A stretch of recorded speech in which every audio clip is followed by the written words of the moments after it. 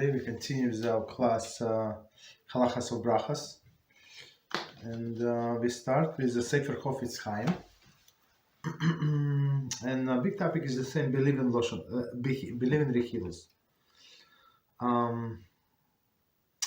divisive insights. If a person was present when a statement was made or an act was committed by an individual, and then someone else who was present point out to the person that the act was to intend to hurt him, he may not believe his interpretation, what had transpired. Not only it is wrong to believe the report, that is Rishona, it is also prohibited to accept the insight that transformed the innocent occurrence into a malicious act. Okay, so very nice. Let's read again. Okay, so one more time. If a person was present when a statement was made or an act was committed by an individual, and then someone else who was present point out to the person that the act was intended to hurt him. So he was in a room and something was said. So this person did not understand it was against him, but somebody said, no, that's against you. Or okay, he may not believe the interpretation, what had transpired. Okay, so whatever another person said, of course you can ask for more information, but basically you cannot just believe. Okay, especially if you were there and you saw it with your own eyes. Not only it is wrong to believe the report that is Rishona, it is also prohibited to accept an insight that transformed the innocent occurrence into malicious act. So a malicious act meaning that he wanted to hurt us, to disgrace us. But innocent occurrence maybe that some people thinks like they drop things not because of they like evil, but because they're just stupid. That's a little actually big difference. Okay, stop here. So it's very interesting. I just checked. Looks like we at the very end of the book.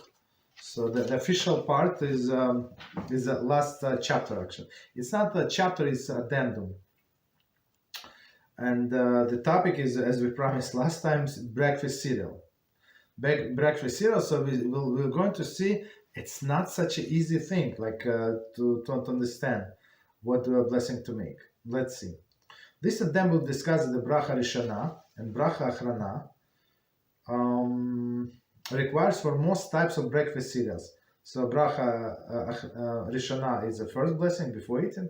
Brocha Achrona is a blessing after you ate. So let's see the commentaries. Most type of the breakfast cereal commentary. Note Brocha Achrona is required only if at least kzayith is eaten within Kidei Hilas Pras, as explained addendum 1. So also chapter 20 regarding the bracha ala michia and bracha for cereals that made from wheat or oat flour. Regarding the halachas pertaining to Borei Nefoshos, okay. So let's try to understand what it says here. So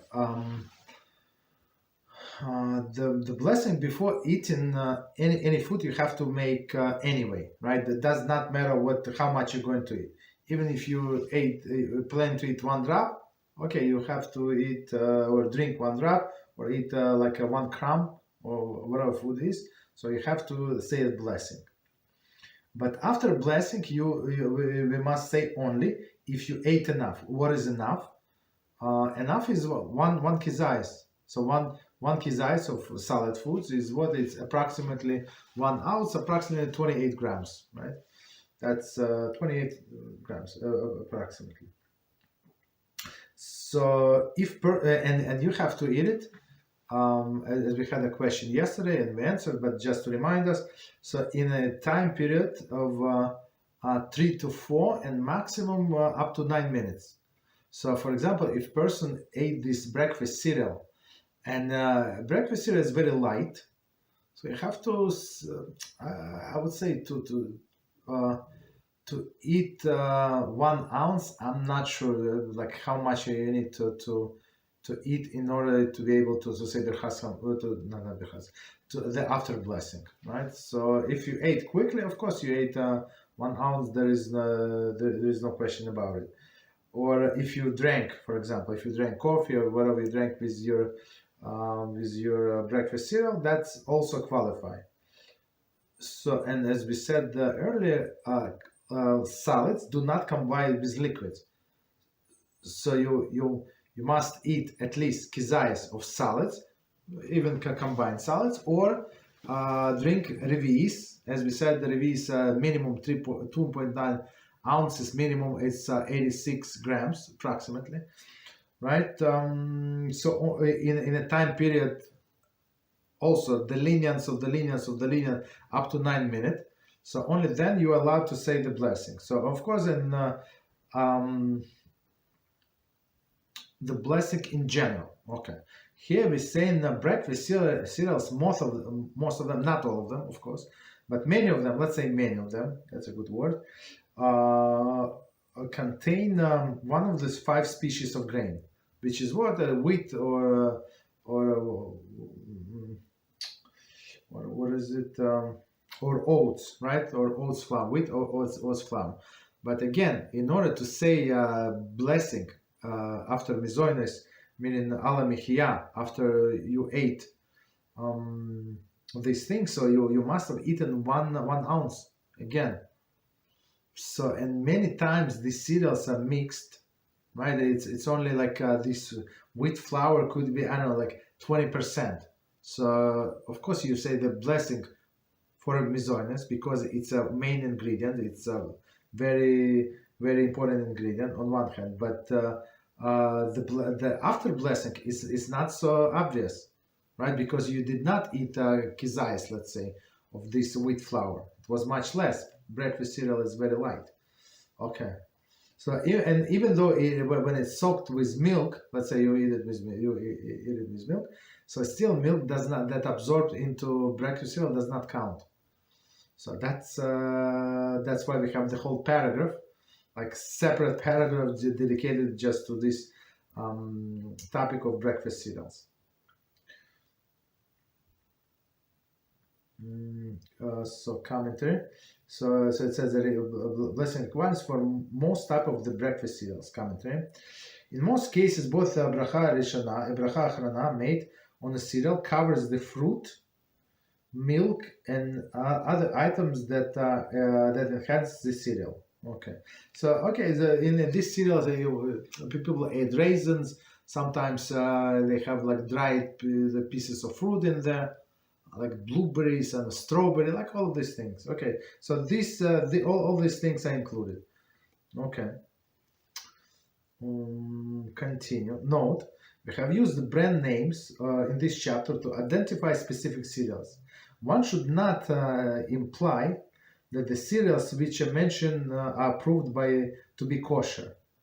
Very interesting. So, this it's very great advice. So he said, I'm going to use cereal names, right? So we know exactly what are we talking about. So usually, even though they have different variation, they have this original, right? Whatever cereal original. So original. So that's what he's talking about. But during the course of the years, like any cereals can add some non-kosher ingredient, right? And they can drop kashrus altogether. So they don't want to be certified as a kashrus because simply they cannot. So we have to always keep this in mind. You understand? So just because in this book it says kosher, still when you go to the store, you have to check if it is kosher. And I don't remember exactly what product we saw, but in where we live, it is kosher, always kosher. And we went somewhere, a different state. It's some of the western states, maybe Arizona, I don't remember exactly, like many years ago, and we saw the same product, does not have a kosher sign. It's very simple, so they're not lying. there is not a kosher sign. So basically, like many things today are distributed by a distribution company.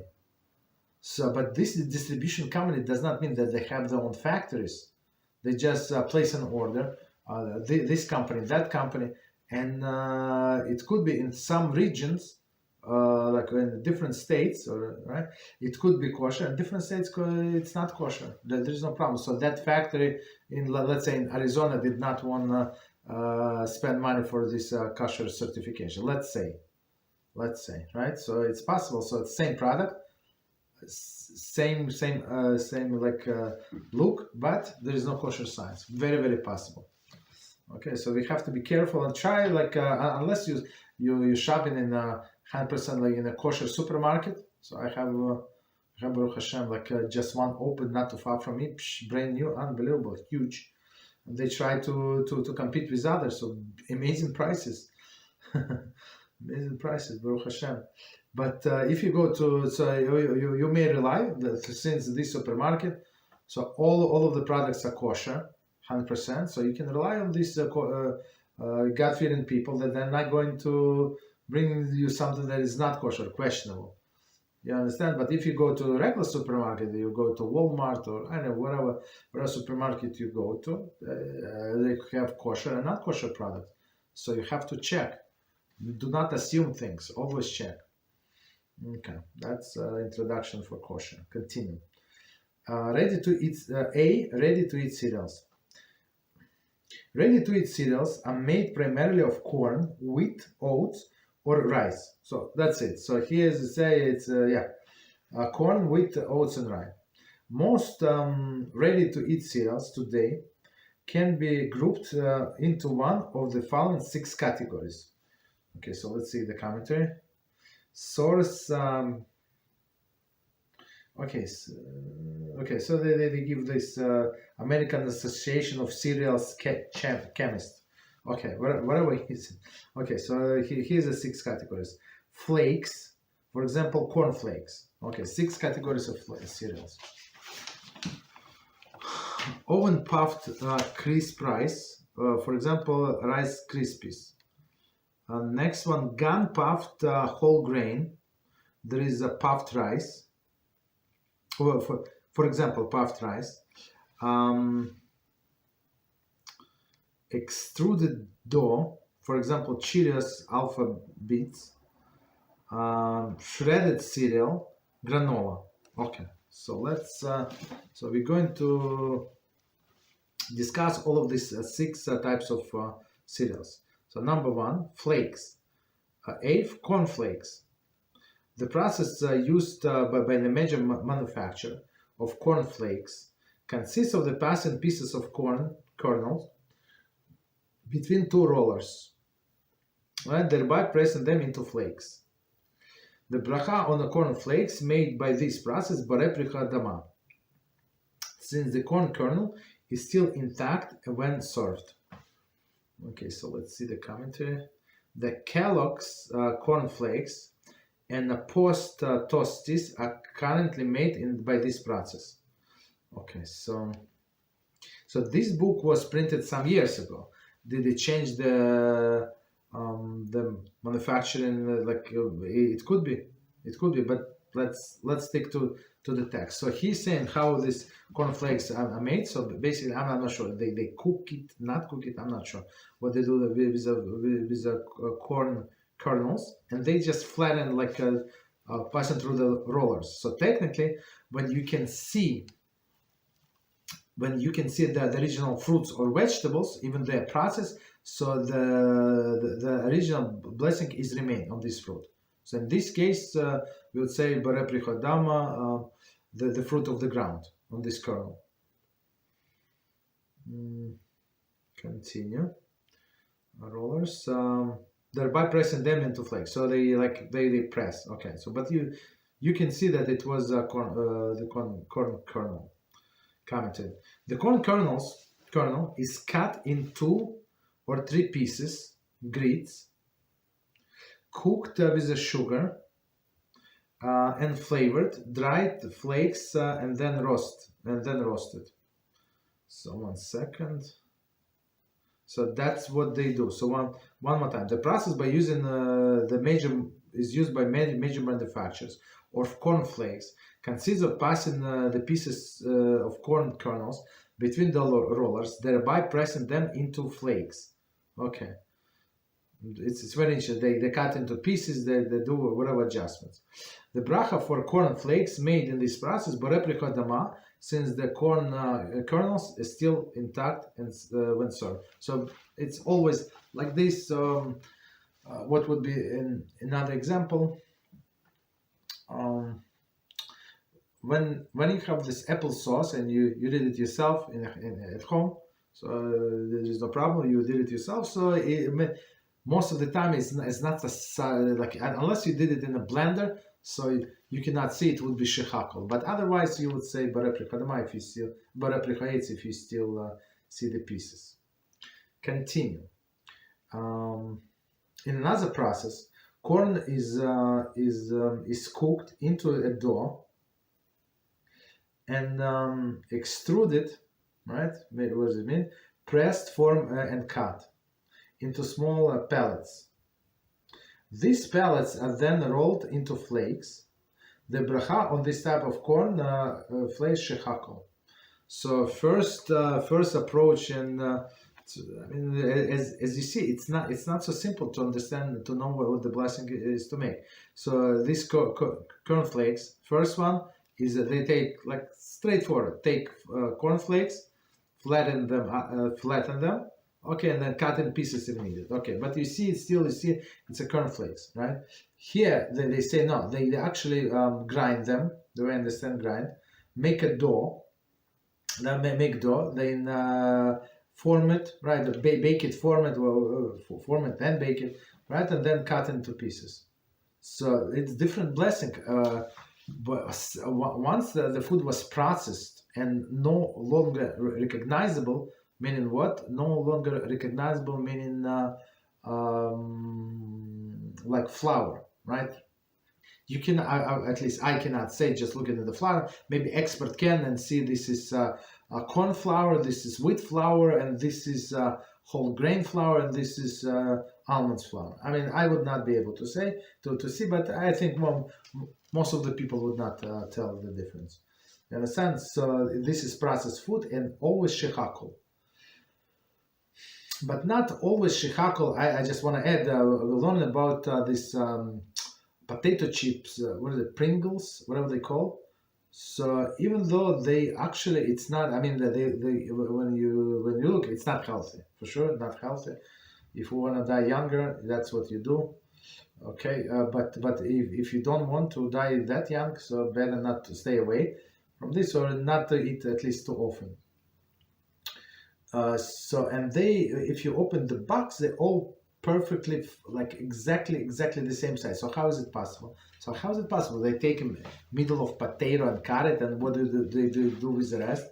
It's a very good question. So answer is that's not how is it made. The first the dry potato make a starch, then they reconstitute it, and they make a forms this as chips. You understand? But so technically the correct blessing afterwards it was processed as a food. You have to say shechakol, but since it looks very much like potatoes, so many poskim say no, say Borei Haadamah. That's because it looks like a real potato, even though there is not. Continue, but it's like one of the exceptions. So whatever blessing you're going to make on that Pringles. I think it's Pringles chips, no problem. So they sell it in tubes, right? Continue. If one cannot determine which process it was used for a particular corn of the flakes, he should make shechakol.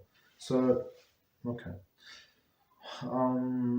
Or as we discussed before, you can always look up on a company website on this Kashrus agency website. Sometimes they say what blessing to me, or you can drop them a quick email and ask them. They're going to respond.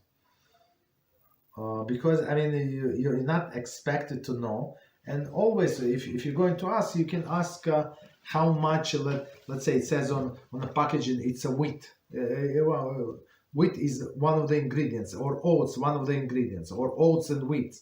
Let's say two of the ingredients. So ask them percentage-wise, approximately, or like they don't have to give you the whole exact formula, but at least you can ask at least how much I need to eat in order to say Alamihia, the right blessing. And they're going to tell you. They know exactly what you're talking about. Continue. Bracha Achrona for both types of corn flakes is Borei Nefoshos. So, but after blessing, since it is corn, right? So corn, processed corn, not processed corn, doesn't matter. So you say the last blessing, Borei Nefoshos. Continue. So first was corn flakes. Now we're going to wheat flakes. The bracha for all types of wheat flakes, cereals, including flakes, which are sugar coated, is Borei Minei Mezonos. The bracha Achrona is Alamihia. Of course, if he ate enough, as we said. So all this bracha Rishona is always, right? We say always bracha Rishona, but the end blessing based if you ate enough in the proper amount of time. So let's see. So one more time, and we see the commentary. The bracha for all types of wheat flakes cereal, including flakes which are sugar coated. I'm not sure what is the sugar coated has anything to do. I mean, it doesn't matter. The Borei Minei Mezonos. Let's see. Commentary. Wheat flakes are made by cracking wheat kernel or whole kernel of wheat and cooking them. So very interesting. The cooked wheat kernels from the golf ball size clumps. Kernels form golf clumps. Okay, it's very interesting. So they cook it. So they crack it, then cook it, and then form these balls. I don't know what does it mean. Okay, let's see. The clumps are separated into individual kernels, which are then rolled into the flakes and toasted. In the process, the wheat is cooked into a dough and extruded into small pellets. The pellets are flakes and toasted. Pellets are flaked and toasted. Both types of the flakes are subject to Borei Minei Mezonos and Alamihia. So technically, I mean, it is processed and even so much, but it still have this. Okay, so apologize. Okay, so basically, the bottom line is, I'm not going to repeat the whole process. So it's no longer recognizable as original fruit of the ground, right? That's it. So meaning what? That we have to say Borei Minei Mezonos. Okay. Okay, continue. Next one, rice flakes. The bracha on all of the rice flakes is of the cereal Borei Minei Mezonos. The bracha Achrona is Borei Nefoshos. So how do they make rice flakes? I guess just flatten the rice. Let's see. I mean, no, it's not flatten the rice, but let's see. I don't know. No, it should have been flatten the rice. Otherwise, it's not Mezonos. Rice flakes are made by cooking pieces of rice kernels. Okay, cooking, which are then flaked and toasted. Okay. In another process, a dough is made from rice flour, is extruded into pellets, which are flakes and toasted. The bracha for either cooked pieces or rice kernels or products made from rice flour is Borei Minei Mezonos. Therefore, the bracha for each type of rice flakes is Borei Minei Mezonos. Okay, so since it was processed, so we say Borei Minei Mezonos. Okay, no problem.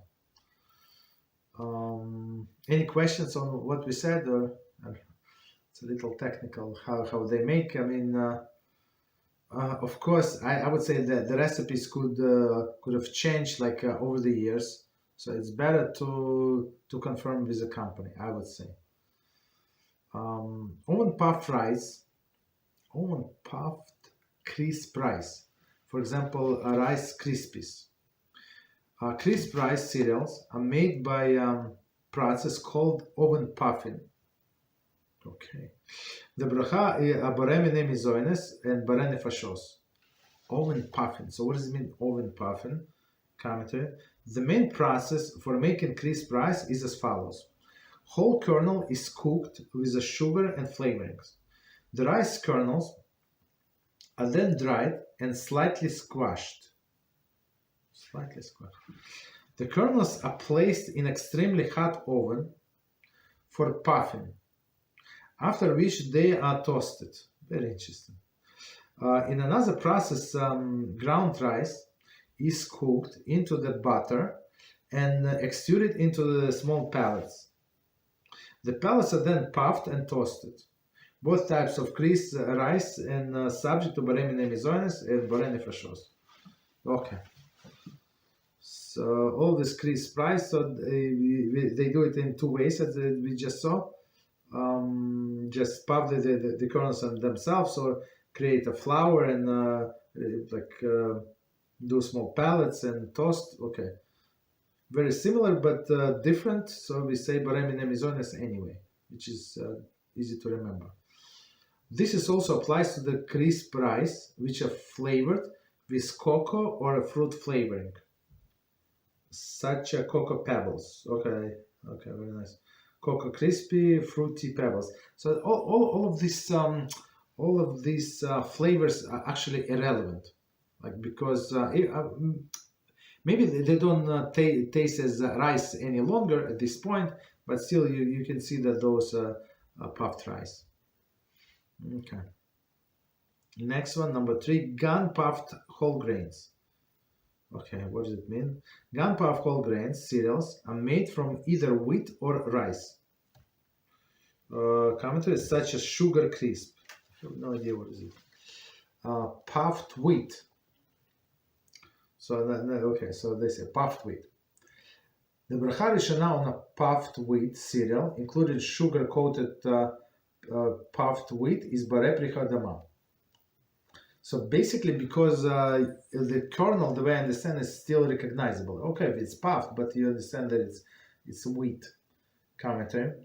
In this process, whole kernel is sealed in a chamber gun, which is heated and pressurized. Interesting. Then the kernel released. The pressure escaped from the kernel, caused them to pop. Very interesting. So on all of this puffed wheat, we say Borei Pri Haadamah. Okay. The Brocha Achrona for the puffed wheat is technically Borei Nefoshos. However, seafood note. So if you treat these wheat kernels as vegetables, which there in this case the vegetables, so technically it should be Borei Nefoshos, or blessing that we say after all of the vegetables. Commentary. Puffed grains are halakhically equivalent to the roast grains. Puffed is roast, so that does not matter. Okay, I mean we understand. There is an assortment among the Rishonim as to which Brocha Achrona is the most appropriate for roasted grain products. The Shulchan Aruch suggests, therefore, the Yerei Shamayim means God-fearing person, should try to avoid having this Brocha Achrona, to make the Brocha Achrona on such a products, thereby only eating them during the course of the bread meal, by eating less than kzayith within Kidei Achilas Pras.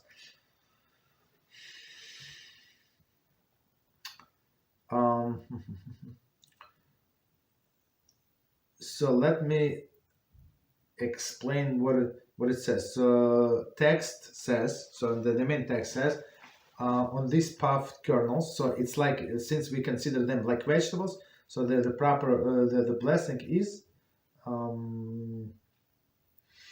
the blessing Borei Pri Haadamah as the fruit of the ground, and after blessing we say Borei Nefoshos. Okay, technically Borei Nefoshos, but The problem is that Shulchan Aruch is uncertain, right? He said some say it should be, what it should be? 1 second. Okay, no, they did not say what it should be. So they are uncertain what blessing we should make after eating these puff kernels. Okay, so they say to avoid this, eat them with a bread meal. So, which is, I would say, just for our learning, it's not very practical. You're not going to eat, usually, people don't eat usually. I don't know, maybe some do, but usually people don't eat a bread with a cereal, like with the milk. Usually don't. So I would say, since this option is available, this opinion is available, so say Borei Nefoshos after that. Like after you would say after vegetables. Next one, puffed rice. But second opinion was second suggestion was eat less than kzayith. But I mean, what are you going to do?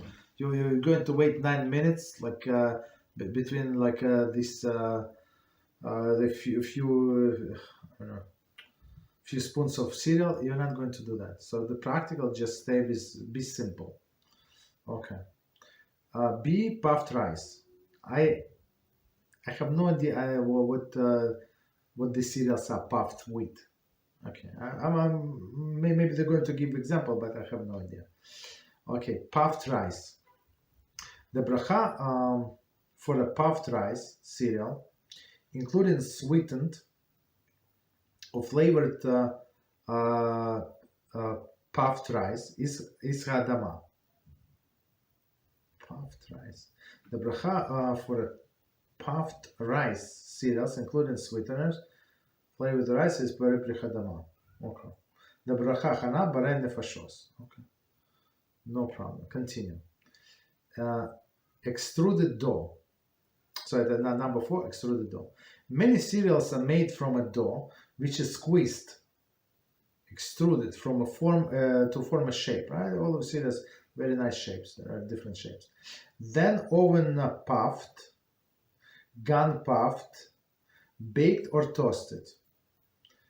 Extruded dough cereals are made from wheat, corn, rice, or oats flour, alone or in mixture. The dough is extruded into shapes like the little O's, alphabets, animals, bite-sized squares, ripples, flakes, and the like. So I haven't seen the cereal made of the animals, but it would be a problem for a Jew to eat this if they have non-kosher animals, right? Very interesting. Okay.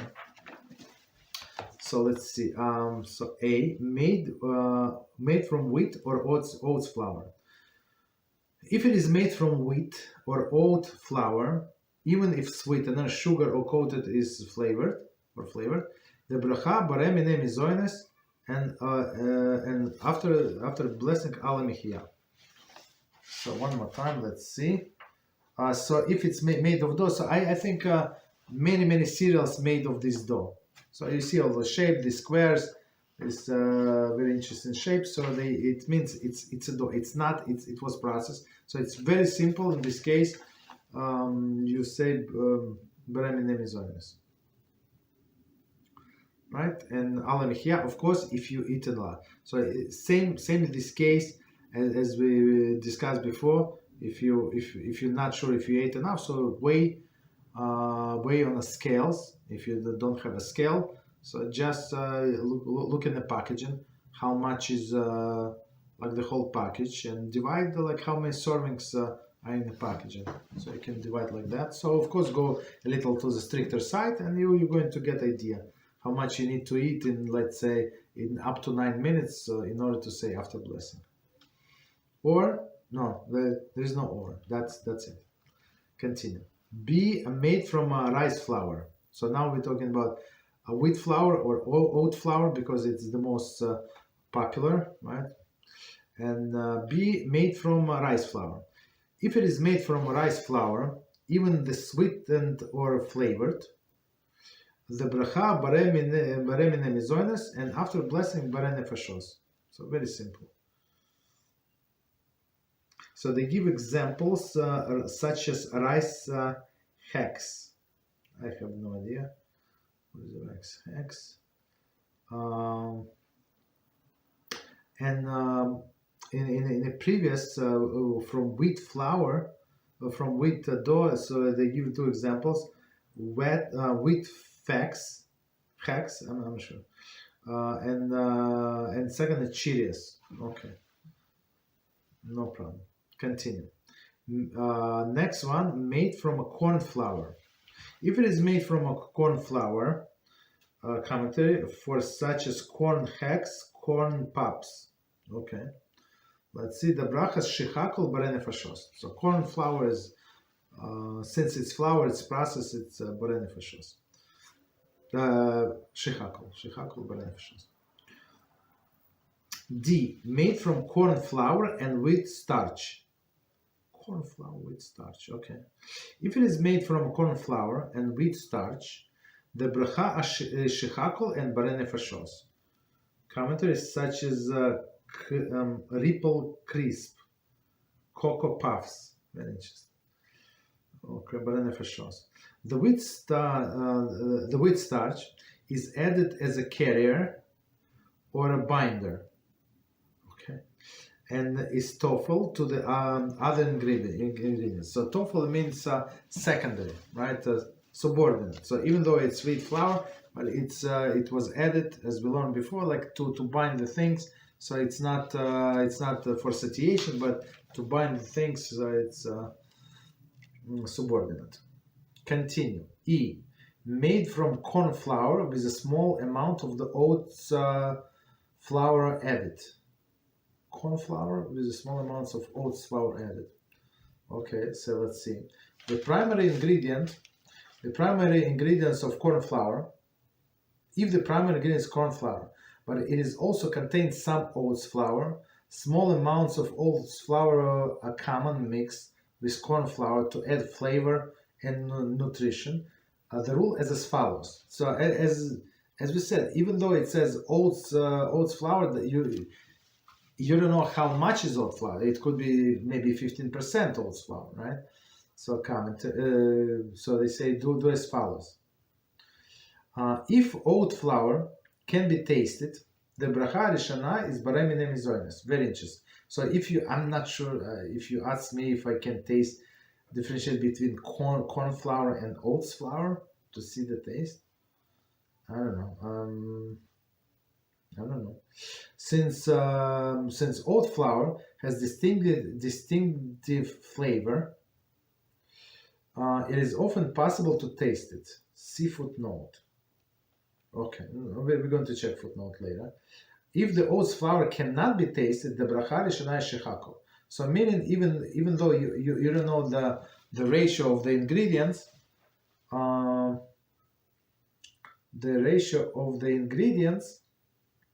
but we go by the taste. Can you taste it or you cannot taste it? Very interesting. So commentaries say a practical suggestion for discerning the oats flour is present. Right? Taste some of Cheerios and note the distinctive flavor of oats. Then taste the cereal in question.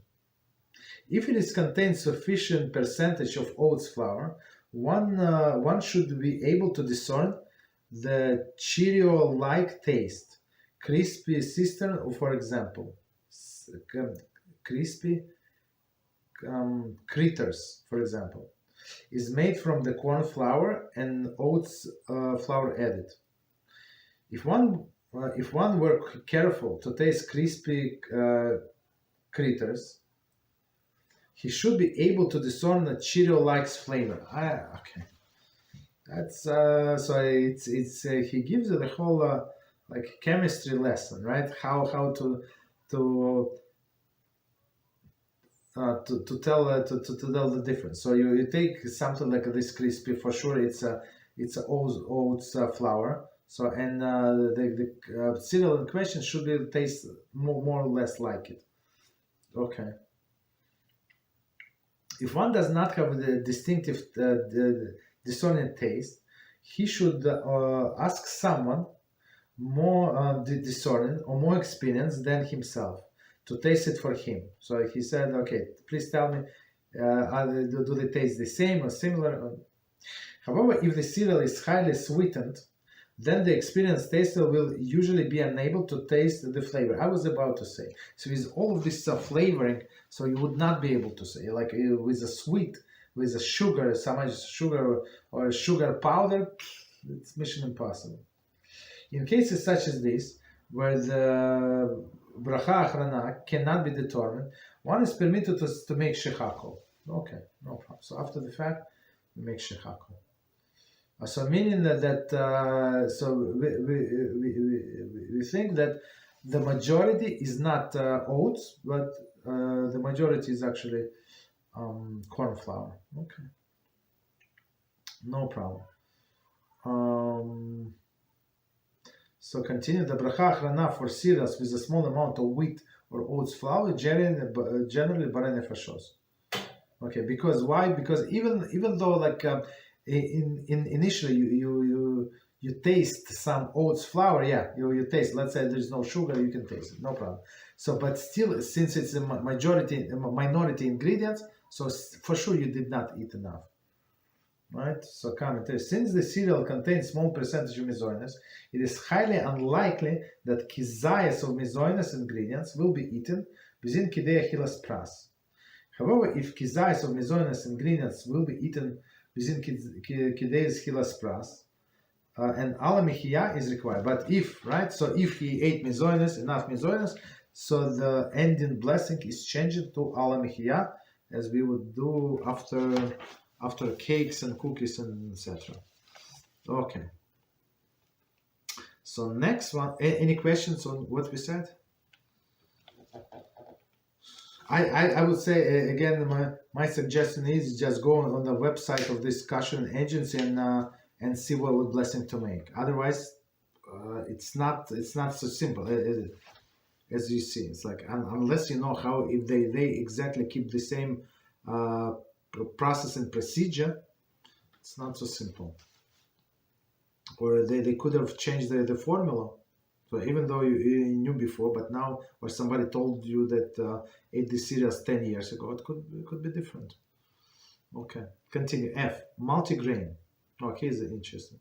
If the cereal contains substantial percentage of oats and or wheat flour, the bracha Rishona is unquestionably Borei Mezonos. Of course. For example, the first ingredients listed either wheat or oats flour. Such as multigrain start.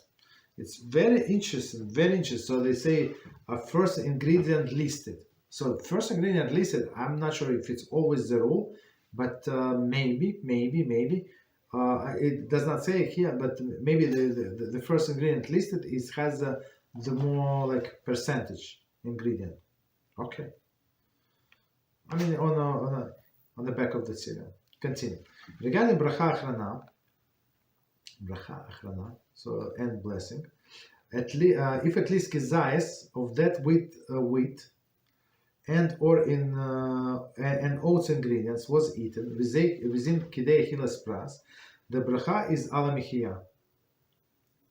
Right. So here we can combine. So because after oats and wheat we say exactly the same after blessing. Otherwise, bracha is Borei Nefoshos. So Borei Nefoshos meaning that you add all of this Mezonos plus whatever else is mixed in, sugar and all of the other beautiful ingredients. Commentary. According to some poskim, if the wheat or oats flours together constitute more than 50% of the ingredients, the entire cereal is counted toward the kzayith. According to this view, if only one kzayith of cereal was eaten within kidei achilas pras, ala mechia is required. So it's very interesting. So let's explain this opinion because we had it some time ago. So some poskim say if you have a majority ingredient Mezonos, they say more than 50%, so you can add all other ingredients also counted. right? So we actually use this approach, and when we try to determine how much cake you should eat in order to be kzayith, and we said that other ingredients also counted. Like you have a cream on top of the cake, or like you have jelly inside, so all of these things, you have nuts, whatever you have there, so it's also counted. And of course, this cake could be like saturated with liquid, with rum or something, like, right? So it could be much heavy. So all of this actually counted towards, since majority is Mezonos, so they counted toward kzayith. According to this opinion, that's what people usually do.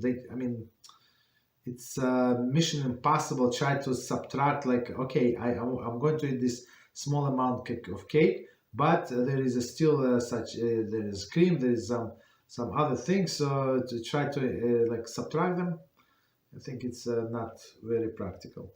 So that's why people say. So these poskim say, and that's actually the tradition. So we count all of the ingredients as well toward this kzayith. So you would be able to say Haadamah at the end. So comment.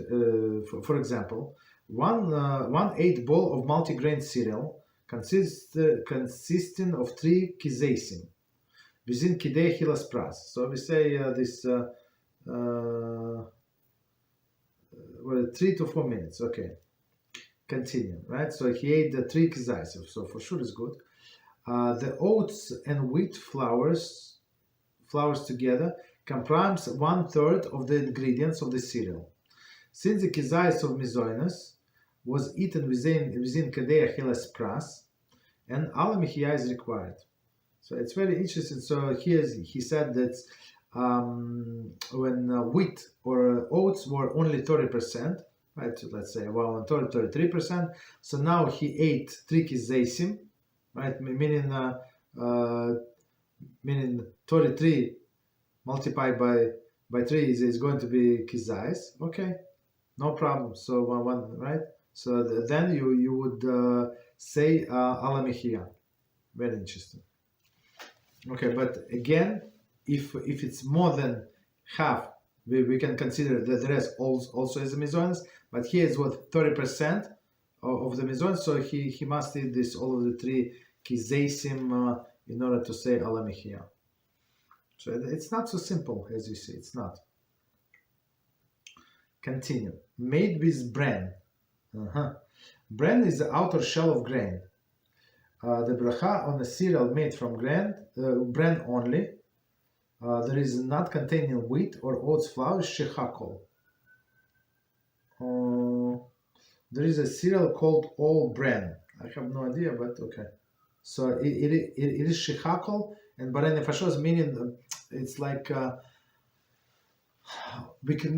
we cannot say on a bran that it's a fruit of the ground, because it's not the primary fruit. It's actually refuse. Usually people give it to animals, this thing, right? Continue. If the cereal consists of bran and wheat or oats of flours, for example, bran flakes with raisin, the brachas are Borei minei Mezonos and Haadamah. Okay, so since I guess majority of this is wheat or oats, and the minority is bran. So okay, so you say like Borei minei Mezonos and Haadamah. Continue. Shredded wheat. Shredded wheat cereal is made from cooked wheat kernels, which are shredded and then baked. The bracha Borei minei Mezonos and Haadamah. So why is it Borei minei Mezonos? Probably because it was cooked, so it went through the process. And Haadamah. So and plus, I think it's always no longer recognizable as a vegetable. Okay. 6 granola cereals. Granola cereals are made from rolled oats and other ingredients which are toasted. Commentaries such as nuts, raisins, dried fruits, honey, sugar, oils, and flavoring. Okay, so but it's rolled oats, so it's for sure it's a Borei Haadamah. But let's see. We have learned that the grains which are roasted or toasted without being cooked are subject to Borei Haadamah. Okay, so here's the answer. I mean, I was guessing, but yes. So if it was not cooked, is Borei Haadamah. If it was roasted or toasted, so it's Borei Haadamah. So meaning that you can more or less tell the difference. Let's say tell that it is still fruit of the ground. Thus the Brocha Achrona on Granola cereal is Borei Haadamah. Okay. Brocha Rishona, I'm sorry. Brocha Rishona is Borei Haadamah. So we consider this granola cereal is actually Borei Haadamah cereal because how it's toasted. It was like rolled and then toasted. Okay. Continue. The Brocha Achrona is technically Borei Nefoshos, however, see footnote. Okay, so Borei Nefoshos meaning that because we treat it as a vegetable. Commentary. There is, however, uncertainty among the Rishonim as to Brocha Achrona is the most appropriate for the roasted grain products, as we said before. So you say God-fearing person should not eat it unless it is eaten during the bread meal. But as you said, it's not very, very practical. So whatever you want to do Borei Nefoshos, or you're not sure, or if you want to go by stricter opinion, don't eat it, I would say. Just change the cereal. Maybe that's another solution. B, and we actually finishes the section. B is the cooked cereals. So it says hot cereals are made primarily from oatmeal, or wheat farina, right? Hot cereals made from corn or rice are also produced by relatively small quantities. Okay, so one more time. So hot cereals made primarily from oatmeal, right? That's like instant oatmeal, right? You put some hot water and you got it. Or farina. So farina, I think you have to cook. Hot cereals made of corn, rice, not very popular. Continue. Number one, cooked wheat or oat cereals, for example, farina oatmeal. The bracha on cooked cereal made from wheat or oats or barley is Borei Mezonos, for sure. So we said on cooked, we say Borei Mezonos. The bracha Achrona is alam here. So here is very simple to eat. Cooked cereal, it's very, very heavy. It's not as puffy as a breakfast cereal. So for sure, it's very simple to eat kzayith. Very simple. Okay, that's not a question. Exception, loose. Okay, if cereal is so loose that one could drink it as a liquid, bracha shechakol. Very interesting. For example, cooked farina is commonly eaten as a thick cereal. It is uncommon in uncommon instances where it was made loose enough to be a drink. Even though it was eaten with a spoon, the farina is normally eaten. Nevertheless, the bracha is shechakol. So okay, so maybe I guess I'm not sure. Like a person could not chew or something. I don't know. Like elderly persons, so they would make it as a liquid. So in this case, if it's liquid, for liquids we say that all liquids except wine would have a blessing shechakol. Okay, continue. The bracha Achrona Borei Nefoshos, right? As we say, if it's liquid, provided that Shiur is eaten. Okay, so if it's very, very liquidy. If it's liquid, even if you ate it with a spoon. Okay. Generally, one does not consume Shiur revis within a short span of required by bracha Achrona. Okay. Okay. So let's try to understand. So first blessing, if it's very, very liquid, you can drink it from a cup, let's say, right? You put it in a cup, and you can drink it. So it's the first blessing is shechakol. But if we consider that it's a liquid, here he said that we should go by stricter opinion with after blessing. What is stricter opinion for after blessing? We said the person should drink it liquid in order to say after blessing, revi'is, which is minimum 2.9 ounces, 86 plus grams, right, in a few sips. So technically, I mean, if you drink water or juice, like there is no problem. But cereal, if you would be able to eat cereal so much, I mean, if you want it, yeah, you can, but it's not so simple. It's not. Okay, so in many cases, you would not be not allowed or required to say the blessing after blessing for these liquid cereals. And the last one. Number 2, cooked corn or rice cereals. The bracha for a cooked corn cereals are shechakol and borei nefoshos. The brachas for a cooked rice cereal are borei nefoshos and the brachas for cooked rice cereal, so it's cooked rice, right? Borei Mezonos and last blessing Borei Nefoshos. So with this we finish actually the book. Even though there are some pages, so there is a handbook. So always goes by the handbook. So it has the blessings for 700 different fruits. Foods, and blessing what we say before and what we say after. So let me see what time is it. Okay, so it's not enough. So let me think about it. But you can always text me and let me know if you think it's going to be beneficial for us to go through all of these foods and see what blessing before and after. Maybe yes, maybe no. But you tell me. Okay, we're going to decide should we go through or not. It's going to take some time, 700. Not sure how long, but few classes, I guess. Okay, so we can go into the questions if you have one. Any questions on any topic? I think it was one on in a group. So the question was.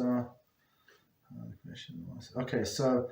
I think if I remember correctly, so the question was about eating 2 kzayith or something, right? Or please, what was it? Can you say? I have one question before going to those films. Okay, go ahead. But if you speak up a little louder, please. I cannot hear. Why it is that we cannot go by 3 minutes when trying to avoid to make Birkat Hamazon? Why 9 minutes and why not 3 minutes? Okay. So, okay. So let's try to understand. So it's actually let me answer in a big scheme of things. So in general, so when you eat food, any food, you need to eat minimum amount, which is kzayith. Kzayith, as we said, 1 ounce approximately, a little less, 28 grams approximately, right? So if you ate less than this, it's not considered to be eaten, halachically. Of course, you ate something, like you feel the taste, you ate a piece of candy, but it was less than that. So, I mean, you feel the taste, but halachically, it's not considered to be eaten. And it says that the person does not get satiation, some kind of satiation from food, less amount than 1 kzayith. It's one thing, right? And right, so that's what we said. And second, it's he's going to get satiation only if he's going to eat this food, whatever food. I understand that you questioned about bread, but any food. It's actually a general formula for everything. If it's going to last like during the long period of time, so long period of time. So we said from 3 to 4 minutes. right? It's preferably that you finish this kzayith, this 1 ounce in 2-3 minutes, but maximum 9 minutes. So if you stretch this one kzayith, a little piece, more than 9 minutes, you're not going to get any satiation. So, but if you eat like in a shorter period of time, 3 to 4 minutes, so they say that you're going to get some satiation. That's the thing. And same with bread or with apple or with banana. Like, it doesn't make any difference. So if person does not want to say Birchas Hamazon, let's say for whatever reason, doesn't matter. So he has to eat this kzayith, this 28 grams, or less, in 9 minutes, in longer period than 9 minutes. So that's the thing to avoid saying Birchas Hamazon. But on the other hand, the person is not going to get satiated anyway, so it's not like he's lying. You understand? And minimum amount to say Birchas Hamazon is, as we said, for all of the other for all of the foods, is 1 kzayith. But in order, so according to opinion that we follow, according to this bread covered other foods of the meal, you have to say you have to eat 2 kzayithim, so it doubles the size. But some say it's 1 is enough. Okay. So all right. Did we answer the question or no? More or less. And then I'm gonna read these 3 questions because I made them.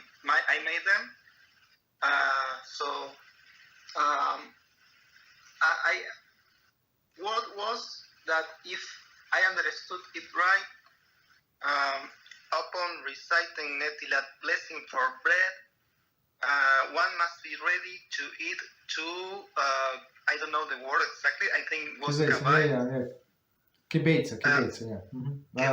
One kibetza, 2 kzayithim. So kzayith, just for us to remember, kzayith is the olive size. So it's 28 grams. Of course, no kzayith today is the olive size. It's more in the Talmudic times. And kibetza is the egg size. So egg size, we say we go by opinion. So 1 egg consisted of the size of 2 kzayithim. Today for us it does not make sense, but that's was how you can just imagine how big the olives were in the time of the time of the Talmud. And plus maybe eggs were smaller. I don't know. Okay, go ahead. So one must be ready to eat 2 kavayts. Yeah, kzayith. Okay. Of bread, in order not to be a bracha levatala in vain blessing.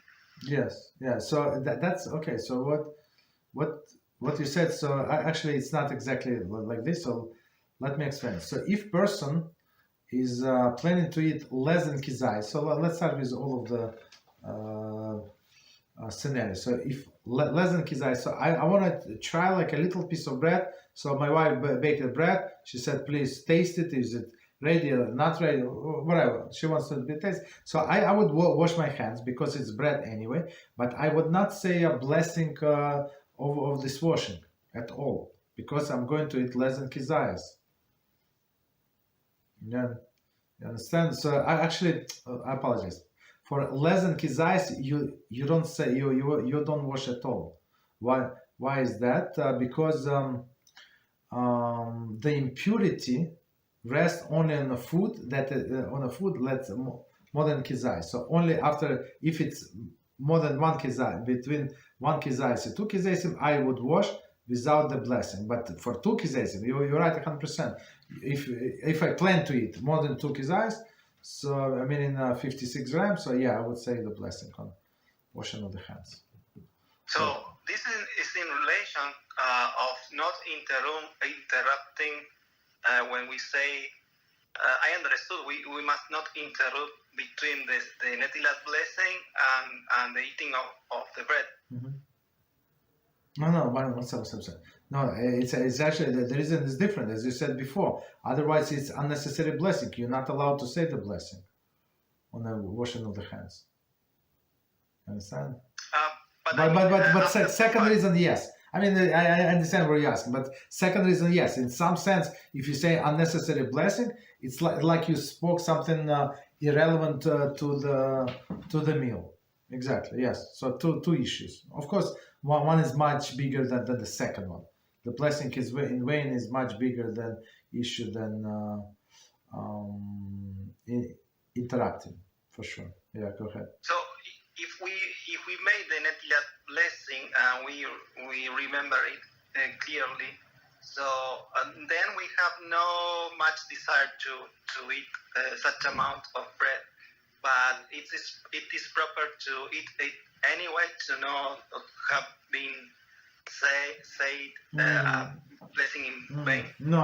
I mean, if it was as you should have said, it was unintentional. So if the person started eating and then he had a stomach ache, so he cannot eat any longer. Whatever, that does not feel well. So you're not obligated to force yourself. And this blessing, since it when person were sincerely planning to eat this two kzayith, there is no problem. It's not going to be blessing in vain. Another question is tomato salad always kosher, requiring no supervision to assume it is as kosher? And it is a bad idea to put lemon juice to this salad with already have olive oil. One second. Tomato salad is always kosher? Is it what you're asking?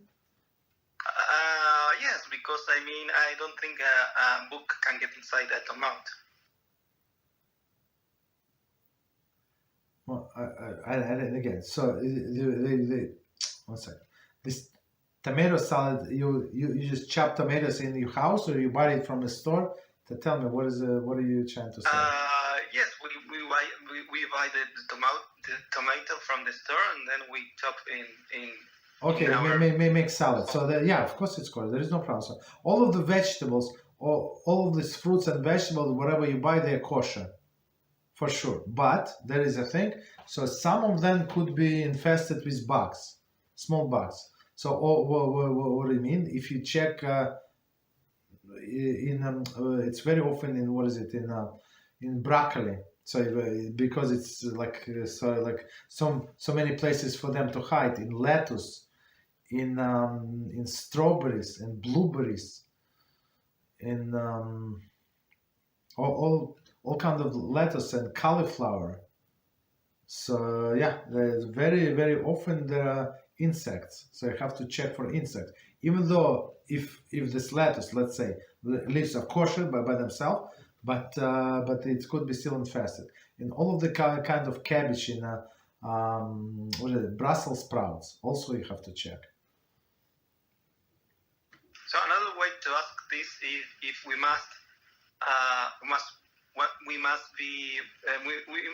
can be sure that if someone else prepares only tomato salad with nothing else, it would be always kosher? Yes, yeah. The bottom line is yes. And the other part of the question is about lemon juice, because if we have olive oil in this salad, I think the lemon is going to break the properties of the olive. Okay, so I see. So what is the problem? So it is good or bad idea to add this element to the salad? There is no problem whatsoever. That's how they make all these salad dressings. Exactly what you do. They take olive oil and take all of other ingredients, salt, pepper, some preservatives, some lemon juice. And they sell you 7 times the price that you would make it yourself. There is no problem whatsoever. All of the ingredients are kosher and they can be mixed. There are some ingredients that cannot be mixed. For example, they're danger for your health. Even though they separately there is no problem, but mix a problem. For example, fish and meat we do not mix. But other things there is no problem. If it's kosher, I mean, of course, not in meat and milk together, but others. mix is no problem. Go ahead, sorry. But I mean, the olive oil is very costly item. So if we put lemon juice to olive oil, it will be defeating the purpose of eating olive oil. Okay, no, but it's up to you. It's not like it's not kosher. It's not forbidden. It's up to you. Whatever you want to do. So of course, I hear your question. So it's up to you. There is no like it's personal preference. I would say, whatever you like. Okay, go ahead. And the last question for me is about Parshat Toldot. I think there it talks about the exiles. And my question is, if there is any difference between the exile of Israel and the dispersed of Israel, like the sons of the forced, they're called also the Neanusim, that completely assimilated into the nations. So is there any difference? I didn't. I'm sorry. I didn't get the question. So you say, well, what is the difference? So if I understood it correctly, I think I misunderstood. But if I understood it correctly, you said what is the difference between exodus from Egypt and dispersion to the different countries? Yes, because I heard about a prophecy that there will be a Jew in every corner of the world. Okay. But if we are talking about these Bnei Anosim, they have already assimilated, so they are not in a position to make any combats here in these places of the world.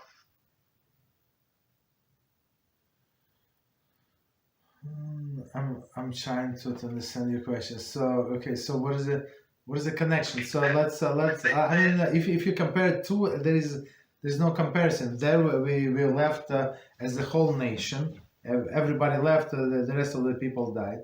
But then the dispersion went to different countries. So what is the connection? I mean,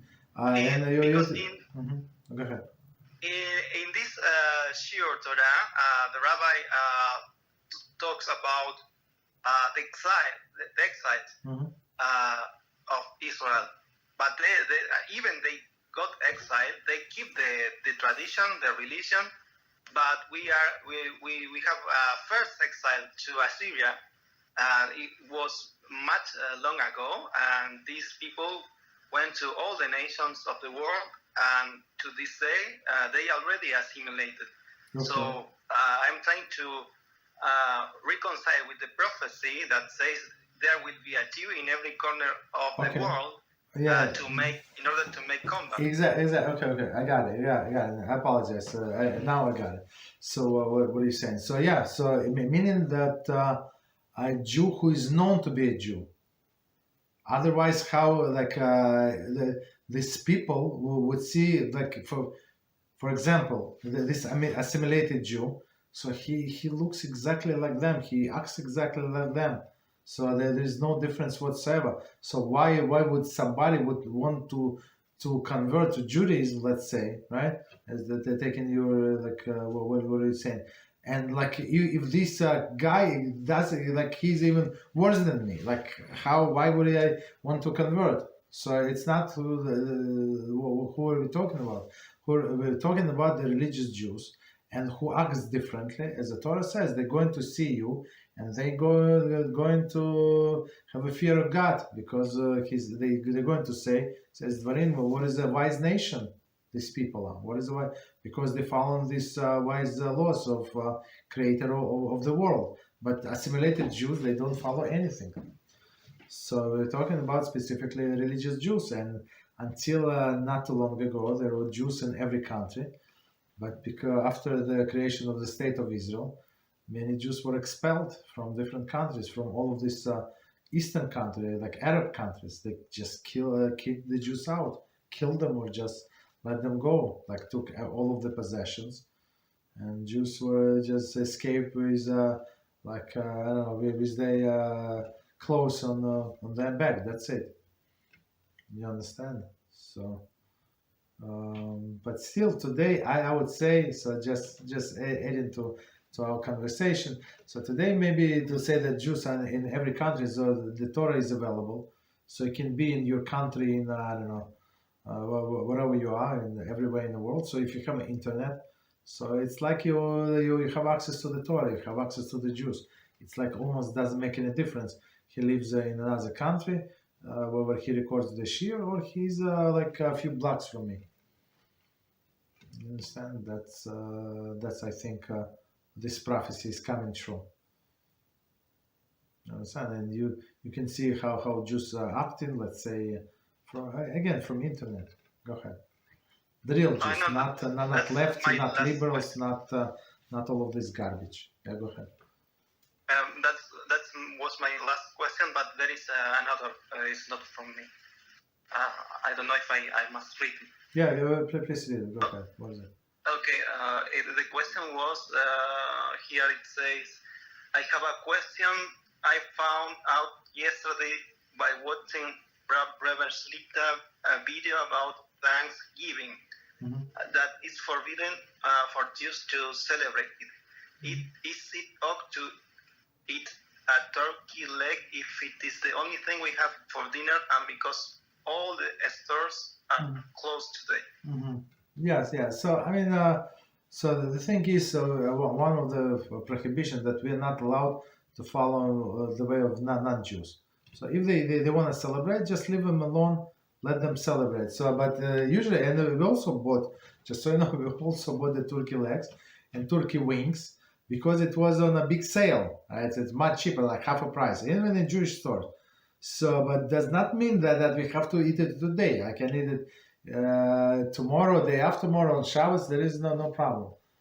You understand? So, so if and plus the link said was from Moshe Feinstein Zatzal. If it is get on sale, if you somehow because turkey legs, do they sell like every day in the store? I don't know. I don't know. Maybe I don't know. So, but not maybe not every day. Maybe it's not such a popular product, right? But before the Thanksgiving, so since they slaughter a lot of turkey, so it's ready available, and it was cheaper. So I mean, it's cheaper and kosher was the problem. So we bought some. There's no problem. You understand? But it's not in honor of the celebration. Of course, we don't celebrate things. But if, as it says in that question, if it's the only food that you have, of course you're allowed to eat it. But don't make it like seem like it's a celebration. It's like once in a while. So next time, of course, you should not eat this turkey. Like to be like it would not seem like you keeping the tradition. So you ate last year, so in this year you have the same dinner. Okay, so eat some I don't know, breakfast cereal. I would say, like different food basically. Understand? So that's the thing. So please watch this clip. It's very, I mean, it's common knowledge, but people, the problem is that the people trying to be liked, the people try to be accepted by the nations of the world, and it's not the formula, as Hashem said in the Torah, we're going to get accepted. It's not. Right? If Hashem wants us, wants all of the nations of the world to accept the Jews, it's only going to come from Him, not from us trying to follow that tradition. It's opposite. It's forbidden.